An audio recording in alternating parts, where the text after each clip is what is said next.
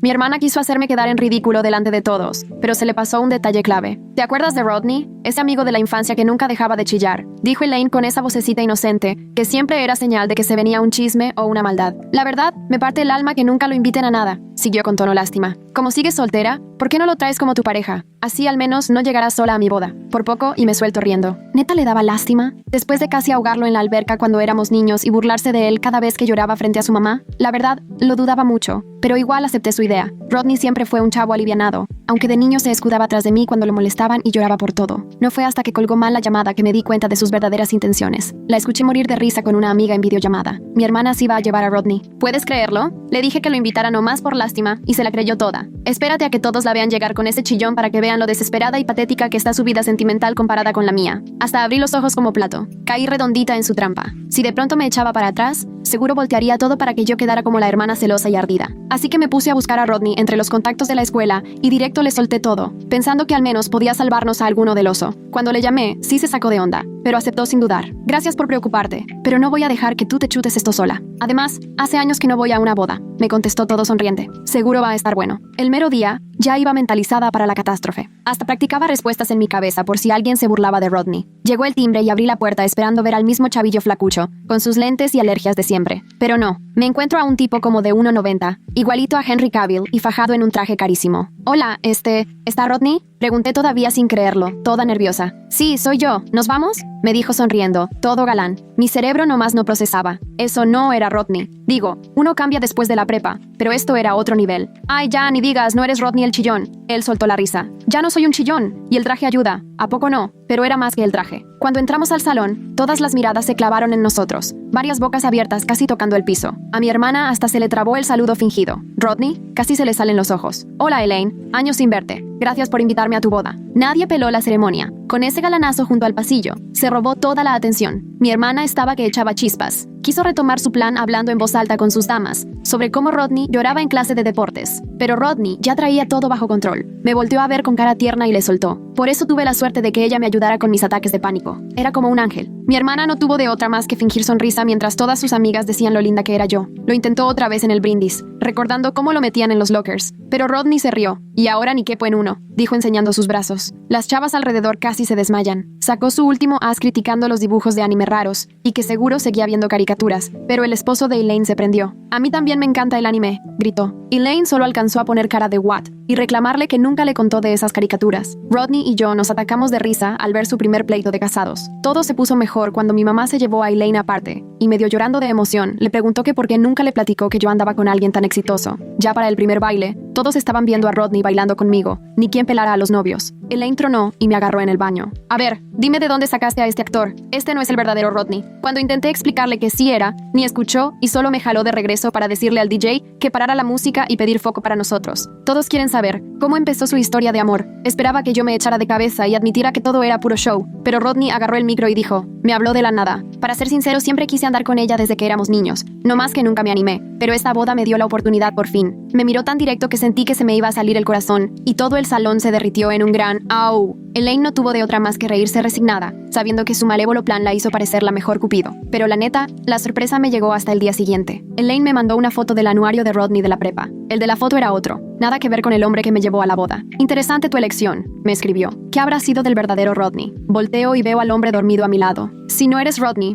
entonces ¿quién eres y qué le pasó al otro? Me sonrió con cara de pillo. Sentí como si me echaran un balde de agua fría al ver esa sonrisa. El celular empezó a vibrar y vibrar, pero yo seguía mirando su cara. Ese tipo no era Rodney, jamás lo fue. Me temblaban las manos al revisar el teléfono. 3 mensajes más de Elaine, cada uno con otra foto del anuario. Ninguna se parecía nada al que estaba ahí, medio tapado por las sábanas. Traté de no titubear. ¿Quién eres? ¿Cómo te llamas de verdad? Se desperezó como si nada, y muy tranquilo, me dijo. Me llamo Carson. La verdad, pensé que te ibas a dar cuenta antes. Lo dijo en un tono tan casual, como si estuviera hablando del clima. Me quedé esperando una buena explicación. Se acomodó muy quitado de la pena contra el respaldo de la cama y me contó. De niños conocí a Rodney. Pensé que estaría justo regresar como él a la boda de tu hermana, después de cómo nos trató. Se escuchaba como discurso ensayado, pero a mí todo me sonaba rarísimo. Mi cabeza solo me gritaba que debía sacar a ese hombre ya de mi casa. Me aferré a la cobija y me levanté. Tienes que irte. Ahora. Mi voz sonó firme a pesar de que por dentro me moría de miedo. Carson ni se inmutó. Se tardó en salir de la cama y en recoger la ropa que dejó tirada la noche anterior, todo el tiempo diciéndome lo auténtica que era nuestra conexión y que yo solo estaba exagerando por algo que ni al caso. Se puso la camisa despacio, con toda la calma del mundo, como si de verdad no tuviera prisa. Nos la pasamos bien, ¿no?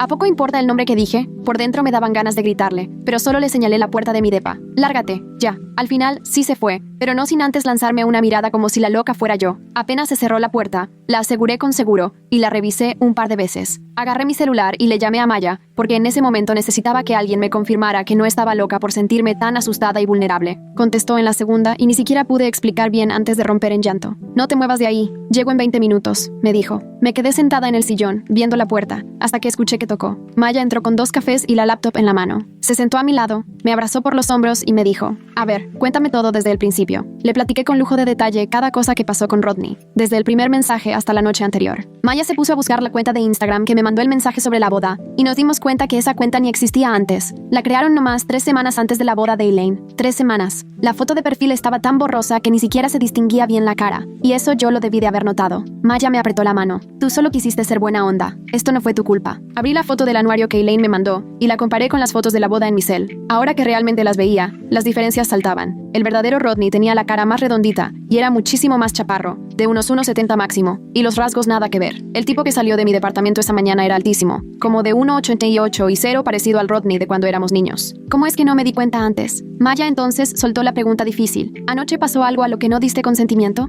Me tomó unos segundos pensarlo. Yo consentí todo lo que hicimos, pero lo hice creyendo que era otra persona. Era tan enredado que ni siquiera sabía cómo explicarlo. Maya solo asintió, como entendiendo, aunque ni yo me entendía. Tenemos que encontrar al verdadero Rodney, para probar que Carson no es él. Abrió su laptop y se puso a buscar en chinga. Yo me esforzaba en recordar detalles de Rodney de cuando éramos chicos, cosas que solo él sabría. Una manchita en el brazo izquierdo, el miedo tremendo a los perros por un incidente en primaria, la colección de cartas Pokémon que guardaba en una carpeta azul. Maya tecleaba cada cosa que le decía. Primero le buscó por Facebook, pero había como 1000 con el mismo nombre. Probó en LinkedIn y le puso el filtro del pueblo. Y ahí apareció, un Rodney de nuestra edad, que trabaja en sistemas en una empresa de Portland. La foto de perfil era igualita al del anuario, solo que más grande, 15 años después, pero el mismo, cara redonda, chaparro, lentes, nada que ver con Carson. Se me helaron las manos cuando vi la foto. Me engañaron por completo y ni puse resistencia. Maya me quitó la compu y abrió otra ventana. Tenemos que asegurar todo ya. Se metió a mi correo y empezó a decirme cómo cambiar contraseñas. Fui cambiando la de mi correo, banco, redes, hasta Netflix, porque ni idea de qué información pudo haber visto Carson cuando estuvo en mi depa. Maya me hizo anotar cada contraseña en una libreta y guardarla bien escondida en el cajón. Sacó su cel para buscar cómo cambiar la clave electrónica de la puerta. Seguí las instrucciones temblando mientras marcaba la nueva combinación. El bip cuando quedó la clave nueva fue lo primero que de verdad me hizo sentir un poco más segura desde que Carson se largó. Pero, aunque avanzábamos en la lista de seguridad, mi cabeza no dejaba de repasar cada momento en la boda. Como Carson siempre sabía qué responderle a Elaine, cómo me tomó del brazo cuando bailamos, la manera en que me veía cuando di el discurso, como si sí le importara. Ahora todo eso me parecía podrido. Maya me apretó los hombros. No tenías cómo saber. Esto fue planeado. Agarré el celular y marqué a Elaine. Maya me vio raro, pero no dijo nada. Elaine contestó en el segundo timbrazo y nomás le solté todo sin detenerme. Carson no era Rodney.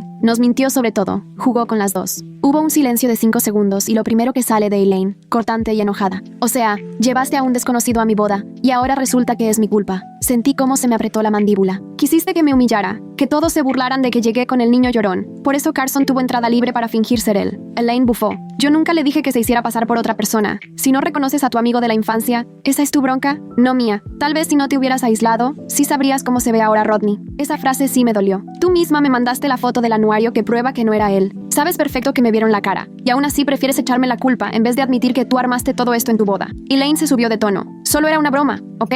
Todos se echan bromas en las bodas. Tú fuiste la que se revolcó con un desconocido y ahora me echas la culpa porque te sientes mal. Le colgué. Me temblaban tanto las manos que casi aviento el teléfono. Maya lo quitó y lo dejó en la mesa. No esperes ayuda de ella. Ya sé, solo quería escuchar que lo dijera. Maya asintió y se acercó a la laptop, tecleando algo mientras yo sentía cómo la rabia empezaba a ganarle terreno al miedo. Carson se enteró de los planes de Elaine de alguna forma. Sabía todo lo que ella quería lograr. Eso solo podía significar que o nos estuvo stalkeando en redes o ya sabía de la trampa por alguien más. Pensar eso me puso la piel de gallina. Esto no fue espontáneo. Carson lo planeó todo, investigó, supo perfectamente cómo y cuándo meterse en la vida de Rodney. Maya levantó la vista. Esto va mucho más allá de un tipo que se hace el simpático. Esto es alguien con broncas serias o una obsesión que aprovechó su oportunidad. El resto del día me la pasé revisando la puerta cada 20 minutos. Cada vez que sonaba alguna notificación en el celular, sentía que el corazón se me salía del pecho. Oía pasos en el pasillo y me quedaba completamente quieta. No respiraba hasta que confirmaba que solo habían pasado de largo. Maya estuvo conmigo toda la tarde, aunque sé perfecto que tenía 1000 pendientes de la chamba. Pedimos comida china porque la sola idea de salir a un restaurante me daba pavor por si me topaba a Carson. Cuando llegó el repartidor, le pedí a Maya que recibiera la comida en lo que yo me quedaba escondida en la cocina, vigilando todo. Me sentía tonta, expuesta y con un coraje horrible, todo al mismo tiempo. Comimos en el sillón con la tele prendida, pero ni siquiera escuchaba lo que pasaba, ni atención le podía poner. Maya hacía plática de cosas normales, su trabajo, la compañera que le cae fatal, una serie que está viendo. Le agradecía con el alma que no me forzara a hablar de Carson una y otra vez, aunque él era lo único en mi mente. Cuando por fin Maya se fue, como a las 8, aseguré la puerta con llave y la revisé 3 veces. Intenté ver televisión, pero después de media hora de ver la pantalla sin entender ni jota, me di por vencida. Me preparé para dormirme temprano, esperando que así descansara y me diera un respiro de tanta ansiedad, pero nada más no podía dejar de pensar. Me acosté mirando el techo, alerta con cualquier ruidito en el edificio, la puerta del vecino, alguien subiendo las escaleras, los crujidos del lugar, el calentador encendiéndose. Mi cabeza no paraba de imaginarse lo peor. ¿Y si Carson de alguna forma se quedó con una llave de mi depa? ¿Si copió información de mi laptop mientras dormía? ¿Y si me tomó fotos sin que yo me diera cuenta? ¿Qué tal que aparece en mi trabajo? Revisé el celular, 11:30. Cerré los ojos, pero de plano mentalmente seguía dándole 1000 vueltas a todo. A la 1:15 me levanté a revisar otra vez la cerradura. A las 2:30 chequé cada ventana. A las 3 de la mañana me rendí y le escribí a Maya. Sé que seguro estás dormida, pero no puedo dejar de pensar en lo que podría hacer. Me contestó en menos de 2 minutos. Estoy despierta. ¿Quieres que regrese? Le dije que no, que gracias, que solo saber que estaba despierta ya me tranquilizaba. Nos quedamos texteando como 1 hora más de cualquier tontería, hasta que ya me sentí un poco más tranquila y traté de dormir de nuevo. Por fin me venció el sueño como a las 4:30, y desperté a las 7 sintiéndome hecha trizas. Peor que si no hubiera dormido nada. Pero quedarme acostada con la ansiedad no iba a arreglar nada. Me levanté de la cama y me preparé café. Decidí que tenía que ver esto como un problema que en serio podía resolver, no solo como algo horrible que me pasó. Abrí la laptop y creé un documento nuevo. De título le puse Cronología de Carson, y empecé a escribir todo lo que recordaba. Cuándo me escribió por primera vez, cómo aparece su cuenta, cada mensaje antes de la boda, todo lo que dijo ese día, cada interacción después. Fui escaneando el celular y tomé capturas de todas nuestras conversaciones. Apunté todo lo que alguna vez dijo sobre su supuesta vida, el trabajo del que nunca daba detalles, su departamento al que jamás me invitó, el gimnasio donde según él entrenaba pero nunca decía cuál era. Todos esos detalles que me parecieron normales en su momento, ahora me parecían focos rojos clarísimos. Maya volvió a media mañana con café y bagels, se sentó a mi lado, revisó mi cronología y dijo, esto está bien, muy bien, tenemos que averiguar dónde vive y trabaja realmente. Entró a revisar el historial de ubicación de mi celular y empezó a ver semanas y semanas de datos. Mira, siempre que se veían era aquí en tu depa o en lugares públicos,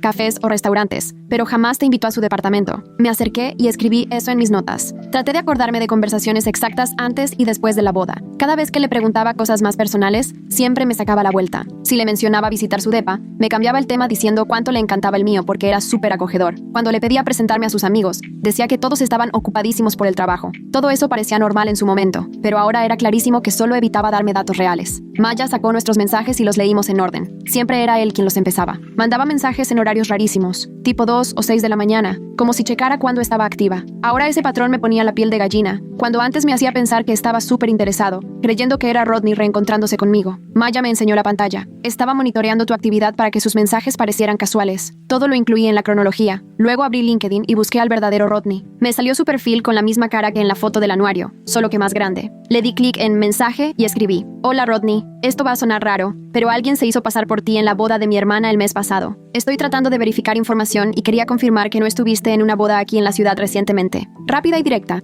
No quería que pensara que estaba loca ni acusar a nadie. Solo quería confirmar que Carson no era el verdadero Rodney con un pasado oculto. Mandé el mensaje y cerré la laptop. Maya me miró y preguntó, ¿y ahora qué? Ahora a esperar a ver si responde. Y dependiendo de lo que diga veo qué más hago. Maya cerró la laptop y me vio con esa cara súper seria que pone cuando va a decirme algo incómodo. Me sugirió que de plano pensara en contratar a un investigador privado para averiguar quién es Carson y si realmente estoy en peligro. Solo la idea me revolvía el estómago porque apenas y me alcanza para la renta, y mi cuenta está en ceros. Pero la incertidumbre de no saber quién es esa persona me pareció mucho más peligrosa que pasar la apretada de dinero unos meses. Maya seguro notó el pánico en mi cara porque enseguida sacó el teléfono y empezó a buscar investigadores cerca. Yo la veía mientras mi cabeza nada más daba vueltas sobre cómo pude haberme involucrado tanto con alguien de quien ni siquiera sé el nombre real. Después de unos 20 minutos, Maya encontró la página de un tal Tanner Barron, que se dedica justo a investigar identidades y temas digitales. Sus tarifas estaban ahí, y sí, eran caras, pero de menos eran posibles si me apretaba un rato. Maya vio el precio de la consulta y me ofreció pagar la mitad como préstamo, lo que casi me hizo llorar porque odio deber dinero, pero tampoco me sentía capaz de lidiar sola con esto. Asentí, y luego marcó para agendar la cita esa misma tarde. Mientras esperábamos la confirmación, Mi celular sonó. Mensaje de Carson. Nada más ver su nombre en la pantalla me dejó helada. Maya me quitó el celular antes de que pudiera ver el mensaje y lo leyó en voz alta. Carson preguntaba si estaba bien y decía que quería platicar sobre lo que había pasado, con ese mismo tono buena onda y considerado que había usado en toda la boda y después. Escribía como si solo hubiéramos tenido un pequeño malentendido sobre a dónde ir a cenar, no como si se hubiera inventado toda su identidad y me hubiera manipulado para estar con él. Sentí un frío recorriéndome al escuchar sus palabras, porque era como si pensara que yo estaba exagerando por cualquier cosa, en vez de aceptar que me sentía completamente traicionada por sus mentiras. Maya me devolvió el teléfono y fue tajante, diciéndome que para nada le respondiera. Me explicó que Carson seguramente estaba midiendo a ver si yo mordía el anzuelo, tratando de notar si estaba lo suficientemente furiosa como para hacer algo, o si podía arreglar todo con su encanto, como seguramente ya había hecho antes con otras personas. Tener la perspectiva de Maya me ayudó a ver las mañas de manipulación en las que de seguro hubiera caído si estuviera viviendo esto sola, porque sí, una parte de mí quería creer que ese tono cálido quería decir que en el fondo no era peligroso. Más tarde nos llamaron de la oficina de Tanner para agendar una cita a las 7. Me pasé el resto de la tarde acomodando toda mi documentación en un orden cronológico, juntando capturas de pantalla y notas de cada detalle raro que recordaba.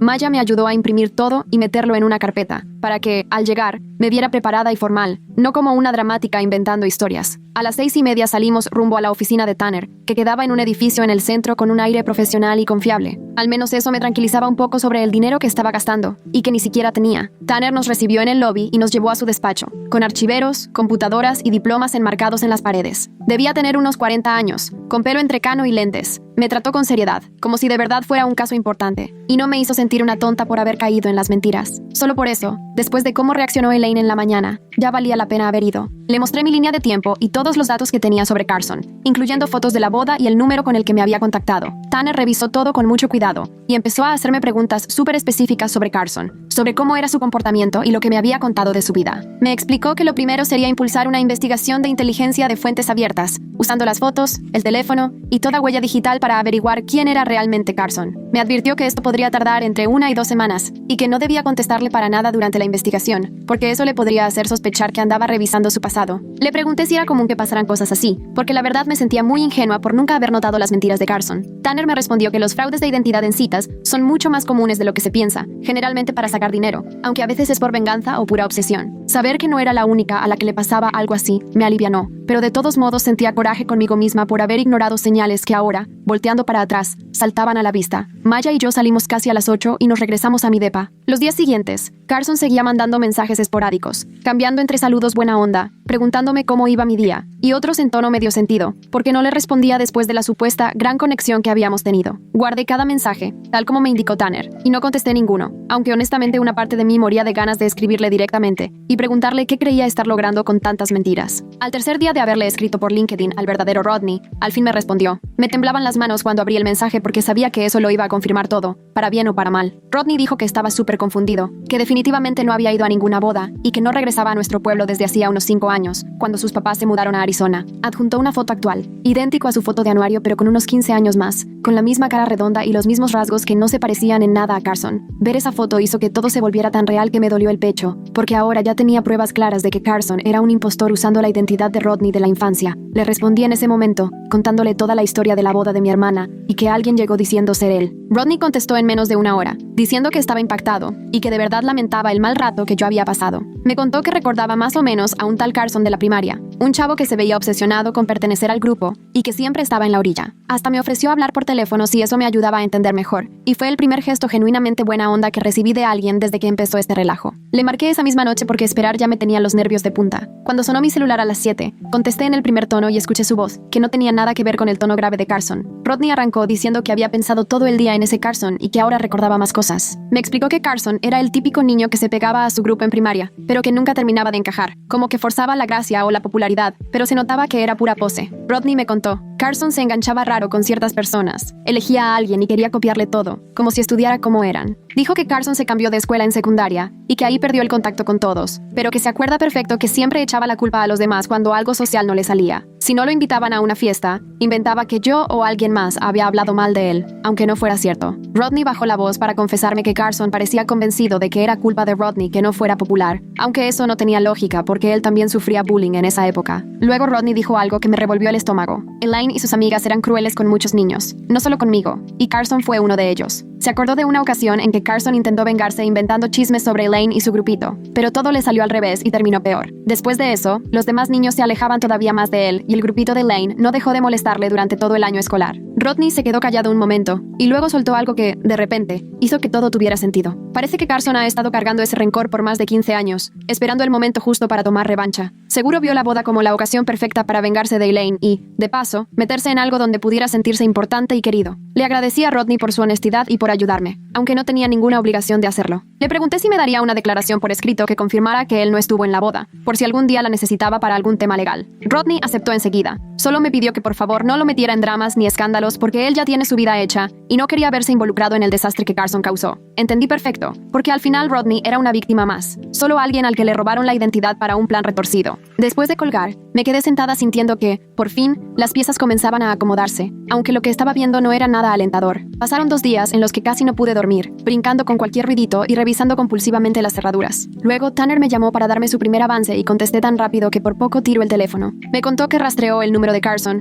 pero era de un chip prepago comprado en efectivo, así que no había ningún nombre ligado. Pero otra cosa decían los metadatos de las fotos de la boda que le envié. Esas imágenes fueron tomadas con un aparato registrado a nombre de C. Ayers. Tanner ya estaba buscando ese nombre en todas las bases de datos posibles en ese momento. Me aseguró que tendría un perfil más completo en unos días, y el solo escuchar lo seguro que sonaba, me hizo sentir que todo era mucho más real. Sentí esa mezcla rara de alivio y miedo creciendo en el pecho. Alivio porque Tanner realmente había encontrado información concreta, que me confirmaba que no estaba loca ni exagerando, pero también miedo porque todo esto era grave, algo de verdad, y no solo un malentendido del que me pudiera reír más adelante. Esa misma tarde, Maya llegó a mi casa sin que yo se lo pidiera, cargando productos de limpieza y bolsas de basura. Nos pasamos 3 horas revisando el departamento, tirando cualquier cosa que Carson hubiera tocado. Los vasos que usó, directo a la basura. La toalla que ocupó también se fue. Quitamos las sábanas de mi cama y las lavamos 2 veces, y Maya me ayudó a limpiar cada rincón de mi cuarto. Era algo práctico pero también simbólico, como si intentáramos borrarlo de mi vida, aunque yo bien sabía que la invasión iba mucho más allá de los objetos físicos. Mientras limpiábamos, me llegó un mensaje nuevo de Carson, más largo que los otros. Decía que me extrañaba y que quería invitarme a cenar para aclarar las cosas. Incluso mencionó un restaurante italiano pequeño, el mismo que alguna vez nombré de pasada en la recepción de la boda. El hecho de que recordara ese detalle mientras mentía con todo lo demás me hizo sentir vigilada de una forma que no sé cómo explicar. Era como si hubiera estado acumulando información sobre mí, memorizando mis gustos y mi rutina, todo mientras fingía ser alguien totalmente distinto. Maya leyó el mensaje por encima de mi hombro y nada más dijo: «Qué miedo que sepa tanto de ti y a la vez esté diciendo tantas mentiras». Guardé el mensaje, siguiendo el consejo de Tanner, pero no contesté, aunque me temblaban las manos. 2 días después, Tanner me mandó su reporte completo sobre Carson Ayers, y abrir ese correo fue como mirar al vacío. El informe era peor de lo que imaginé, incluso en mis peores noches. Resulta que Carson tenía antecedentes penales, entre ellos una condena por fraude de hace 3 años. Pero lo que realmente me heló la sangre fue una orden de restricción que una ex le puso en otro condado hace apenas año y medio. Leí el resumen del caso al menos 3 veces y cada vez sentía que estaba leyendo mi propia historia. La mujer dijo que Carson le mintió sobre su identidad cuando lo conoció, la llenó de atenciones exageradas, no aceptó la ruptura y la buscó por todos lados usando diferentes números y cuentas. Incluso mencionó amenazas veladas, advirtiéndole que hablaría mal de ella si no le daba otra oportunidad. Todo lo que relataba coincidía con lo que yo estaba viviendo. Leer sus palabras me hizo un nudo en el estómago al darme cuenta de que yo no era la primera, solo la más reciente en una lista muy clara de víctimas, y mientras nadie de verdad lo detuviera, tampoco sería la última. Imprimí todo el reporte con las manos temblorosas, agarré mis llaves y Maya me preguntó a dónde iba. Le respondí: «Voy a llevar esto a la policía, no puedo quedarme de brazos cruzados después de saber quién es Carson». Me sentía muerta de miedo y agotada, pero también bien decidida a no dejarlo pasar. El policía de la entrada escuchó lo que le dije y me mandó con el detective Stuart Gregory, que es quien ve los casos de acoso y robo de identidad. Su oficina estaba chiquita, llena de papeles y carpetas, pero tenía fotos de un par de niños, supongo que sus hijos, y eso me hizo sentirme un poco menos nerviosa. Gregory leyó todo el informe de Tanner con calma, revisó cada página con detalle, y empezó a preguntarme todo lo que Carson había hecho o dicho, exactamente qué decía sobre quién era, en qué momento supe que mentía, si me había pedido dinero o acceso a mis cuentas, o si alguna vez me amenazó directamente. Gregory fue muy profesional y me creyó, lo cual fue un gran alivio después de la reacción pasiva de Elaine, pero luego me explicó algo que me echó el ánimo al suelo. Me dijo que mientras Carson no me hubiera amenazado de frente o robado dinero, iba a ser muy difícil levantar cargos penales en su contra. Me dieron ganas de aventar algo o de gritar, pero solo me quedé viendo el escritorio, mientras él me explicaba mis opciones reales. Gregory sacó un formulario y me dijo: Puedes pedir una orden de restricción en un juzgado civil. Eso no lo manda a la cárcel, pero sí obliga a que legalmente no pueda acercarse a ti. Me recomendó guardar cada mensaje, llamada y todo lo que mandara en redes, porque las pruebas serían claves si Carson rompía esa orden. También me dio consejos prácticos de seguridad que, la verdad,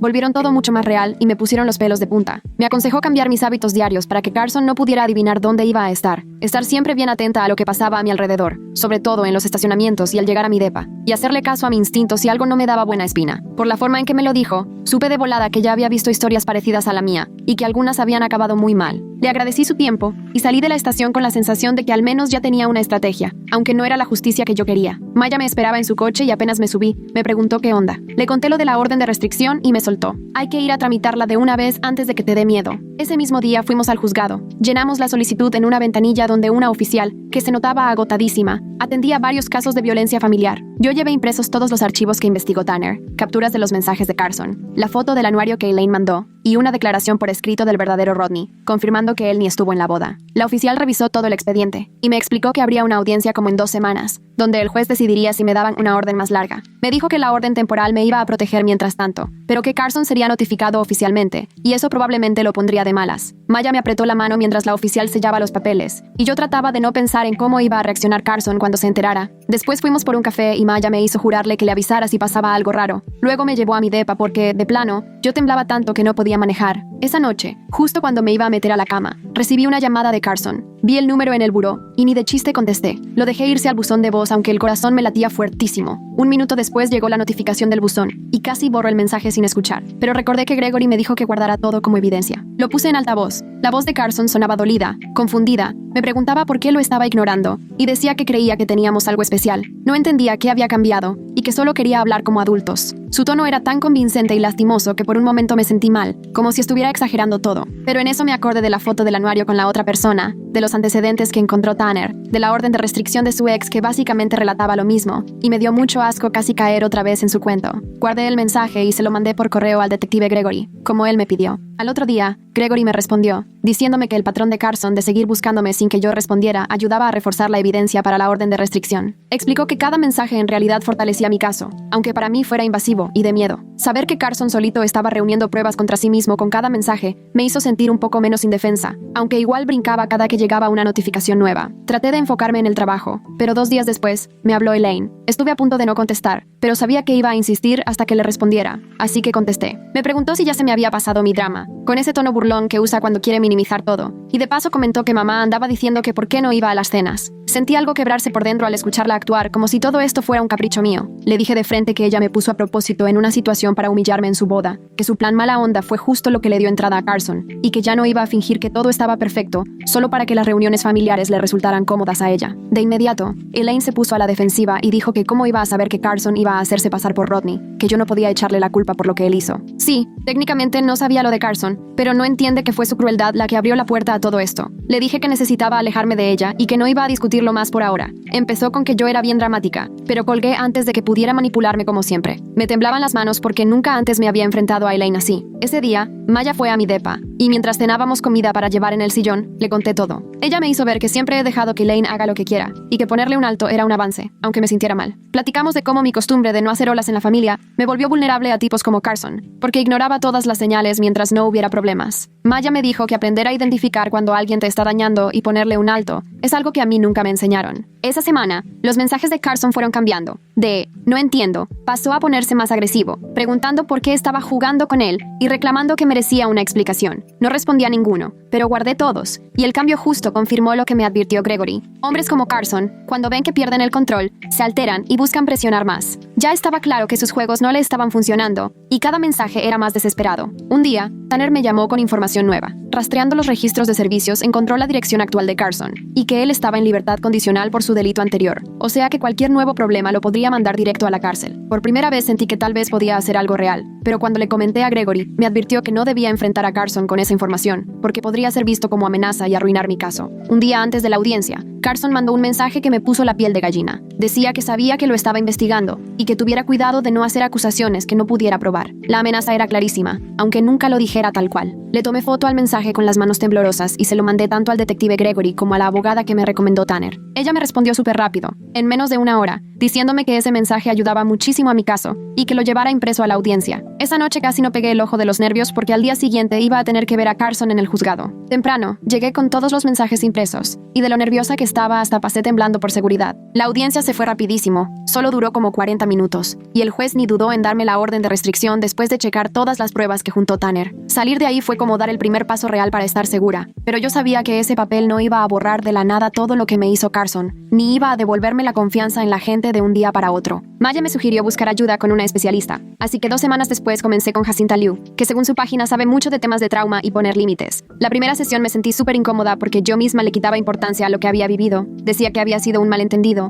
o que seguramente no era para tanto comparado con lo de otras personas. Jacinta me interrumpió y me preguntó por qué estaba minimizando algo que claramente había puesto en riesgo mi seguridad y mi confianza. Me quedé sin palabras. Con el tiempo, en las siguientes sesiones, me ayudó a ver el patrón entre cómo me trató Elaine toda la vida y por qué no veía las señales con Carson. Pasé años justificando las malas actitudes de Elaine solo para que no hubiera pleitos en mi familia, así que lo más fácil para mí siempre era hacerme la desentendida y preocuparme primero por los demás que por mi propia seguridad. Jacinta me explicó que no era que yo tuviera algo malo, sino que fue algo aprendido. Si en mi familia hablar de maltrato significaba que te dijeran exagerada o sensible, pues aprendí a callar y hacérmela fuerte. En la tercera sesión le conté a Jacinta varios momentos donde Elaine me humilló de chica y cómo siempre terminaba justificándola, diciendo que era cosa de hermanas o que Elaine era muy competitiva. Me preguntó qué diría si una amiga me contara lo mismo, y en ese instante me di cuenta que yo le diría que eso era cruel e inaceptable. Por alguna razón nunca había hecho ese análisis conmigo. Jacinta me dio tips bien útiles para identificar cuando alguien te manipula, como si te quieren hacer sentir responsable de cómo se sienten o si cambian las cosas para que dudes de tu memoria. También me enseñó a poner límites sin sentirme culpable, y de verdad que fue como aprender un idioma nuevo. Todo el proceso fue incómodo porque era aceptar todo lo que había tolerado y cómo esa costumbre me hizo frágil frente a gente como Carson. Lo difícil no fue solo en lo emocional. Para la 5ª semana ya se me estaba acabando el dinero por todos los gastos. Entre pagarle al investigador que consiguió Tanner, la consulta con la abogada, cambiar cerraduras, comprar una cámara para el DEPA y la terapia, mis ahorros se fueron volando. Acepté todos los turnos extra que me llegaban en el trabajo y busqué chambas los fines de semana solo para salir con los gastos. Maya notó que andaba decaída y me ofreció prestarme dinero, pero preferí no aceptar, aunque le agradecí muchísimo. Tenía que probarme a mí misma que podía salir adelante sola, sin esperar a que alguien más me rescatara. Con jornadas de casi 60 horas y el estrés de todo lo que estaba viviendo, hubo semanas que solo sentía que andaba en modo robot, pero no podía darme el lujo de rendirme. Empecé a cocinar comida barata para la semana, cancelé todas mis suscripciones y hasta dejé de comprar café fuera. Cada peso contaba cuando estaba tratando de volver a sentirme segura. Para la 7ª semana, varias personas de la boda me empezaron a buscar queriendo saber qué había pasado con Carson. Yo casi no entraba a redes, pero aparentemente él andaba subiendo indirectas sobre exnovias locas y lo difícil que era encontrar una conexión real. Una de las damas de honor, que ni conocía bien, me mandó un mensaje larguísimo pidiéndome mi versión porque había escuchado puras versiones diferentes. Me di cuenta de que Carson se estaba inventando una historia para dejarme como la inestable o la rencorosa. A las personas en las que sí confiaba, les expliqué rápido y con la verdad. Les dije que Carson me había mentido sobre quién era y que al descubrir sus antecedentes puse la orden de restricción. No di detalles sobre la manipulación ni sobre cómo me sentí. Prefería tenerme a los hechos y ya. Con el resto, simplemente lo dejé pasar. Algunos iban a creerle a Carson hiciera lo que hiciera yo, así que no iba a desgastarme queriendo convencer a gente que ni me importa. Claro que dolía saber que para varios yo era la problemática, pero Jacinta me recordó que la gente que vale la pena sí me creería, y que los demás ni siquiera merecen mis preocupaciones. 3 meses después de la orden, el detective Gregory me habló con una noticia que me cambió todo. Carson había roto su libertad condicional por contactar a otra de sus víctimas usando una cuenta falsa, y la mujer lo denunció enseguida con capturas y todo. El oficial reportó el caso y el juez le quitó el beneficio, así que Carson terminó en la cárcel 4 meses. Gregory me explicó que eso me quitaba el peligro inmediato, y además le dejaba un antecedente que lo iba a seguir si se le ocurría hacer algo similar. La verdad, saber que por fin enfrentaba consecuencias se sentía medio irreal después de tanto tiempo, pensando que el sistema ni iba a hacer nada. Gregory me dijo que no era mucho tiempo en la cárcel, pero que al menos ya se veía que su comportamiento tenía consecuencias serias y que ahora sería más fácil que otras órdenes de restricción sí se cumplieran. Le agradecí por avisarme todo y por tomarse mi caso en serio, incluso desde el principio cuando yo sentía que quizá estaba exagerando. 6 meses después de la boda me puse a pensar en todo lo que había pasado. Ya tenía el DEPA bien protegido, con cámaras en la entrada y cerradura inteligente que reviso desde el celular. La orden de restricción seguía, y Carson no me había molestado desde que lo metieron a la cárcel, y yo aprendí a relajarme y no brincar con cada notificación. Las sesiones con Jacinta me han ayudado a confiar en mi intuición en vez de poner primero la tranquilidad de los demás, aunque todavía a veces me cachaba minimizando lo que sentía. Mi relación con Elaine seguía fría porque puse límites muy claros y decidí dejar de ir a reuniones familiares donde ella se hace la víctima por nuestro distanciamiento. Mamá seguía buscando la manera de que las cosas mejoraran entre nosotras, pero yo ya no me esforzaba en dar explicaciones y solo le repetía que necesitaba tiempo y espacio. Todavía me daban ataques de ansiedad al pensar si algún día volvería a confiar lo suficiente en alguien como para abrirme de nuevo. A veces, Al ir por la calle, veía a lo lejos a un hombre alto y de cabello oscuro, y el corazón me latía rapidísimo, hasta que me daba cuenta de que no era Carson. Las cosas no se acomodaron de forma perfecta. Carson no recibió ningún castigo ejemplar, y mi familia tampoco entendió de la nada todo lo que pasé. Pero al menos ahora sí tengo medidas reales para protegerme, y estoy trabajando en mi proceso de sanación, que probablemente es el final más honesto que podía esperar. Ya no me hago de la vista gorda ante las señales de alerta, ni sacrifico mi bienestar solo por evitar conflictos. Y la verdad, con solo cambiar eso, siento que todo este camino sí valió la pena.